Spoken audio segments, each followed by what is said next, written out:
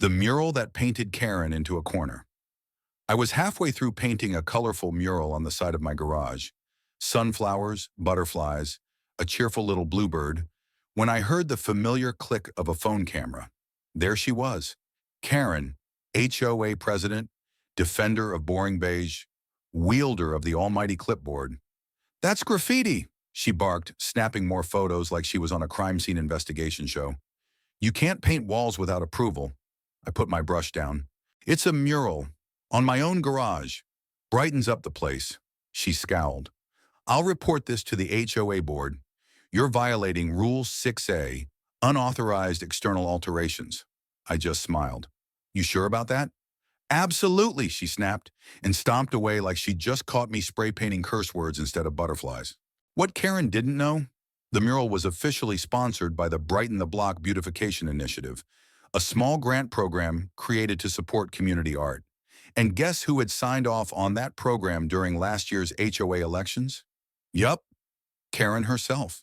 In fact, the brochure had her photo on the cover, smiling awkwardly in front of a flower bed with the tagline, "Building a brighter tomorrow, one color at a time." So, Mom, I'd applied through the official website, received approval, and even had an HOA-issued permit in my glove box. But I waited. I let the drama simmer. At the next HOA meeting, packed with curious neighbors, Karen marched in, waving her photos like evidence in a courtroom. "I'd like to report a resident for unauthorized wall art, defacing community standards." The room fell quiet. I stood, calmly pulled out the laminated permit, and handed it to the board. "Actually, this mural is part of the Beautify Our Block initiative, approved by the HOA committee on record, sponsored by this grant." I turned to Karen. "You remember, right? You signed it." Karen froze. Her eyes scanned the permit. Her signature sat there in bold black ink. Someone in the back chuckled. "Isn't that your program, Karen?"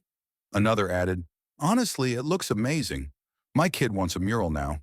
Ictoterm, Karen mumbled something about needing to review the details and sank into her chair. By the following weekend, 3 more neighbors had started mural projects. One even painted a portrait of Karen, smiling awkwardly next to a sunflower, with the caption, "Approved by management." Now every time she walks past my garage, she averts her eyes just a little.